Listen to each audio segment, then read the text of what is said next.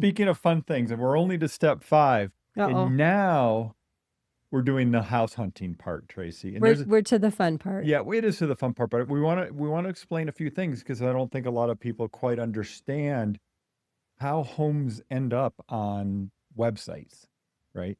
So the multiple listing service, many people have heard of it. They kind of understand it. The MLS, if you will.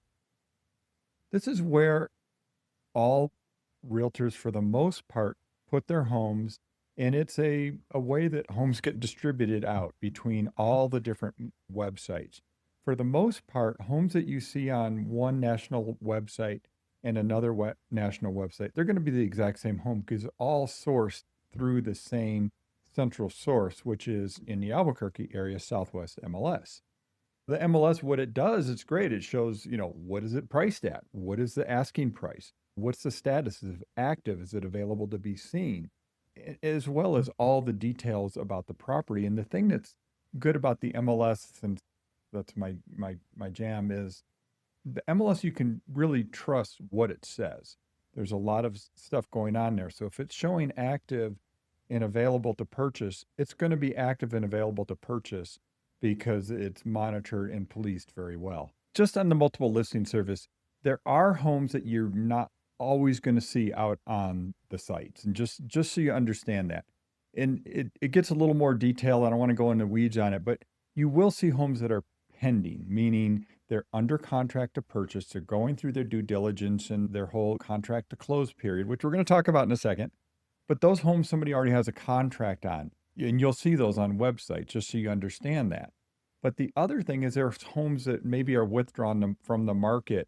We can still see those in the multiple listing service, but they won't be out on other websites. These are homes that are still have an active listing agreement, but the seller doesn't want to show the homes right now. So I don't want to get into weeds on this too much, but just understand there's all these other subsets. But Tracy, there's some other places that, we might be able to see homes that a buyer can't. Right. And that's one of the beauties of working with a realtor, right? We might know about off-market properties.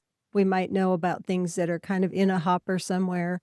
Of course, we talked about pendings already, but there's coming soon listings. Sometimes you'll see those on websites, sometimes you won't. Those are homes you can't actually go and tour yet, but you do know that they're coming. There's a thing called an office exclusive property. This is a property where it's not on any websites, not even on the MLS, but within certain offices, it's available.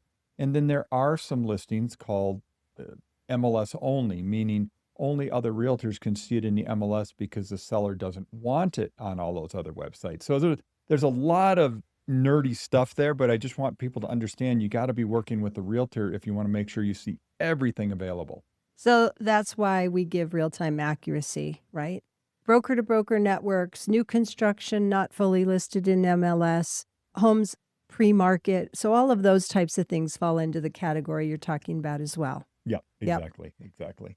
And then the other thing during the home shopping process, Tracy, there's a whole bunch of other things that you can do other than just the home. Obviously, you want to know about the home, but what about the neighborhood? What Oh, about yeah. all the other stuff that you might want to research that you can do sitting on your laptop? One of my favorites is like the walk score because you can get on and it'll show you where the nearest coffee shop, grocery store, transit, school ratings, noise, zoning, all those things.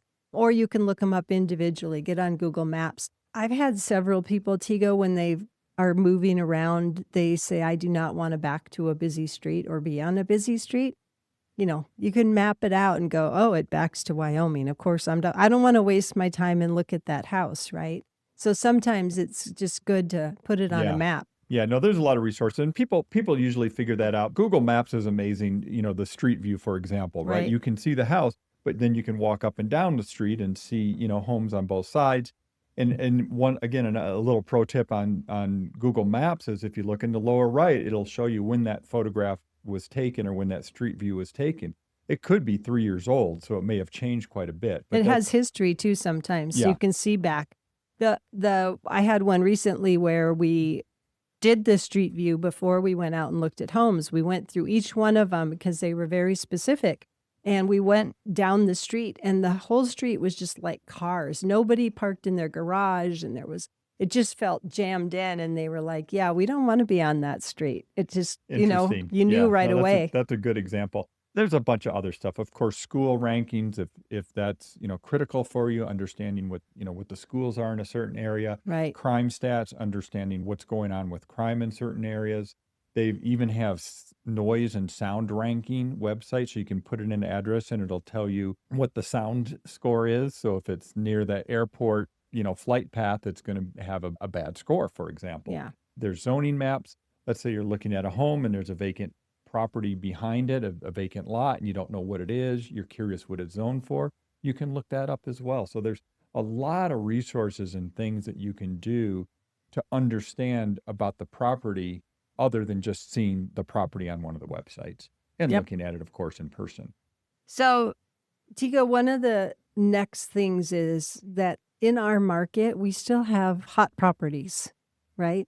We even if it was, a balanced buyer-seller market, the gems, so to speak, in our market can still sell very quickly and have competition for them. So, one of our goals in our buyer consultation and in helping you be a great home buyer is to really understand the timing and how urgent we need to be when we find the right home, because we don't want you to miss out. And it's part of that process of making sure that once we find it, we move quickly for you to make sure to get a good offer in that represents what you're willing to do.